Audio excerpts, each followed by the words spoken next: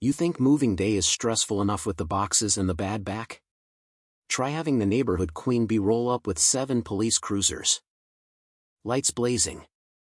Screaming that you're an armed threat who doesn't belong here, while you're literally standing in the driveway of the house you just paid cash for. My name is Logan Reeves. 6 months ago I was finishing my last tour as a military cyber intelligence analyst.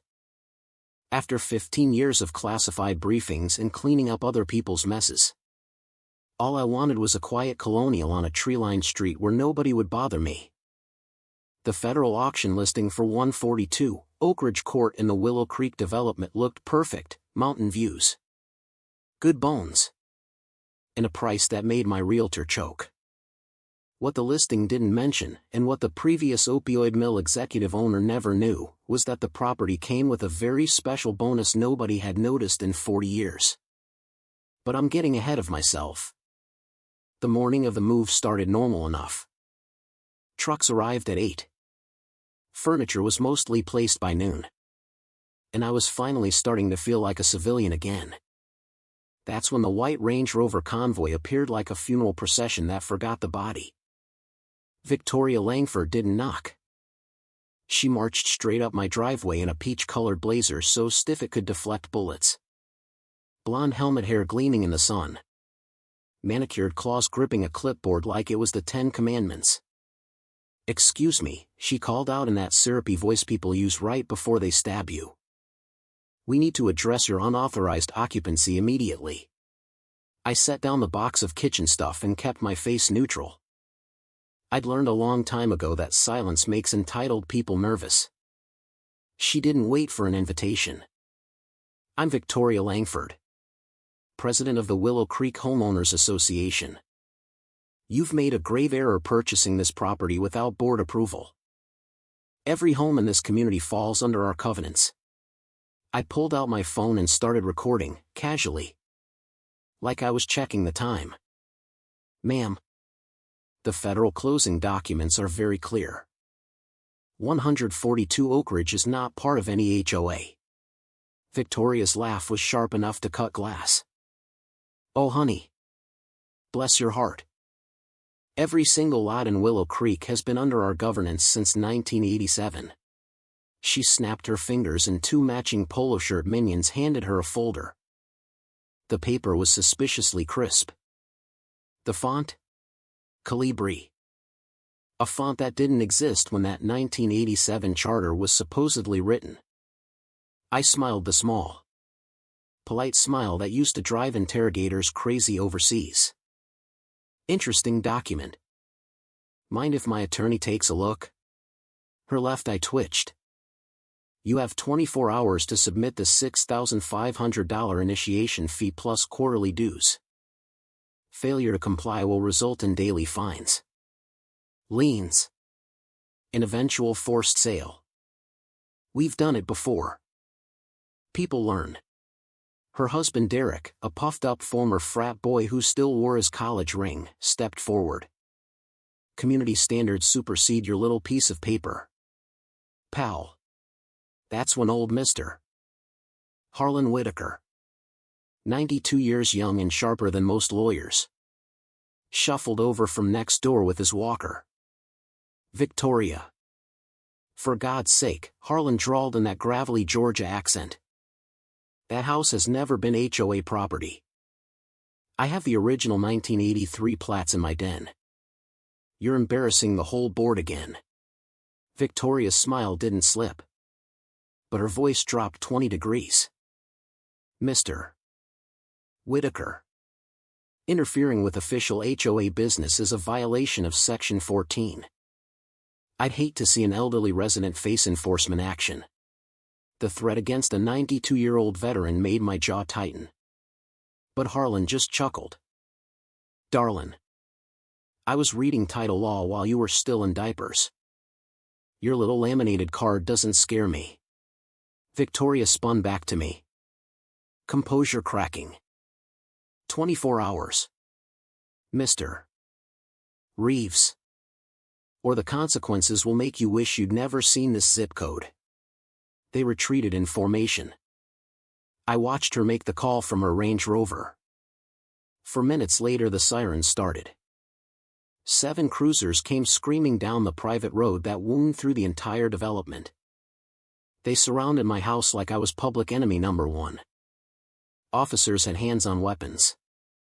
Victoria stood on the sidewalk with her arms crossed, looking like she just won the neighborhood Nobel Prize. The lead deputy, a no-nonsense guy named Ramirez, barked over the PA, "Step out slowly with your hands visible." I complied, keeping my voice calm. "Deputies, I'm the legal homeowner. I'm lawfully armed with a valid permit. No threats have been made." Victoria strutted forward. "Officers." This man moved in without approval. When we tried to explain the rules, he became aggressive and referenced his weapon. Harlan's phone was already recording. "That's a damn lie, and I witnessed the whole thing." Inside the house, I showed Deputy Ramirez the federal deed package. His eyebrows climbed when he reached page 47. "Mr. Reeves, this parcel includes the entire Willow Creek private road easement, 3.8 miles of it. The HOA never received title transfer when the original developer went bankrupt in '85. You own the only way in or out of this entire neighborhood." The look on his face was priceless. When we stepped back outside, Victoria was mid-rant about property values and the children. Ramirez cut her off with the calm authority of a man who'd seen every flavor of crazy. "Ma'am, this is federal documentation. Your HOA has zero jurisdiction here. Also, filing a false police report is a crime." Victoria's face did something impressive. It went from smug to ketchup red to ghostly white in under 3 seconds. "This is outrageous. We've governed this community for decades. Decades of collecting road maintenance fees on a road you never owned," I said quietly. "That's roughly $2.8 million. Give or take." The silence that followed was beautiful. Victoria recovered fast. "This isn't over. I've run this board for 16 years. Nobody challenges me and wins." She was wrong. But she wouldn't know how wrong for a few more days. That night I sat with Harlan over coffee and 40 years of yellow documents. The math was ugly. The HOA had been billing every homeowner $2,800 a year for road upkeep while the actual asphalt hadn't been touched since Obama was president. Victoria and Derek had created a shell company, billed phantom repairs, and funneled money offshore. Even better, Victoria had commissioned a title search 5 years ago and buried the results so she could keep the scam going. The next morning I made 3 calls, a security company that installs smart gates, my old JAG lawyer who specializes in property law, and the FBI's white-collar crimes division. By noon, bright orange construction cones lined both entrances to Willow Creek Private Road. Victoria arrived in a cloud of burned rubber and righteous fury. She jumped out of her Range Rover so fast she almost ate asphalt. "What the hell do you think you're doing?" she screamed at the crew chief. He didn't even look up. "Installing access control on private property per the owner's instructions." She whirled on me. "You can't block people from their homes. This is kidnapping. This is extortion." "I'm not blocking anything," I said mildly. "I'm exercising my property rights. Residents can purchase monthly access passes. The introductory rate is very reasonable, $1 for the first year while we sort out the fraud investigation." Her mouth opened and closed like a landed fish. The first car to hit the new gate was Jennifer from 3 houses down, late for her Pilates class. She laid on the horn for a solid 30 seconds before realizing the arm wasn't going up without payment. The Willow Creek Facebook group exploded. By 8:30 a.m., there were 30 cars backed up and the pitch of outrage was reaching opera levels. The emergency HOA meeting that afternoon was held in the community center, which, conveniently, sat on the wrong side of my gates. Residents had to pay the $1 just to attend the meeting about me. The irony was so thick you could spread it on toast. I walked in with Harlan and my lawyer. The room was packed and hostile until Rebecca, the board treasurer who'd just been fired by Victoria for asking too many questions, stood up with a banker's box and a thumb drive. "Everything is in here," she said. Voice steady. 16 years of fake invoices. Offshore accounts.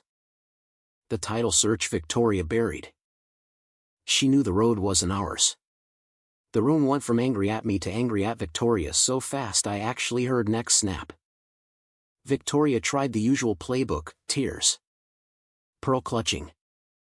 "I've given everything to this community." But when Rebecca projected the Cayman Islands statements on the big screen, the mood shifted from maybe she's right to get the pitchforks. The vote to remove Victoria and Derek from the board was unanimous. 2 hours later the FBI showed up. Victoria was still screaming about sovereign neighborhood rights when the agents cuffed her in her own driveway. The neighbors who'd spent years terrified of her $500 fines for the wrong color mulch now watched in stunned silence as federal agents loaded boxes of records into black Suburbans. The trial was swift and brutal. 16 years of wire fraud, tax evasion, and running a continuing criminal enterprise. Former residents who'd been driven out by her harassment campaigns came out of the woodwork to testify. The judge wasn't impressed by Victoria's "I was just protecting property values" defense. 12 years federal prison. Full restitution. Derek took a plea and rolled on her for a lighter sentence. The new HOA, now under Rebecca's leadership, negotiated a fair road use agreement. Residents get unlimited access for a nominal annual fee that actually goes to real maintenance.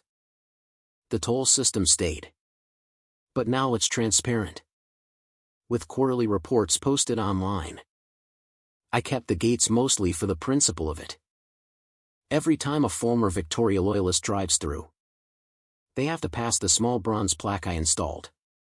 Willow Creek Private Road, recovered 2025. Property rights matter. So tell me in the comments, was I wrong for using the law and a little patience to dismantle a 16-year scam?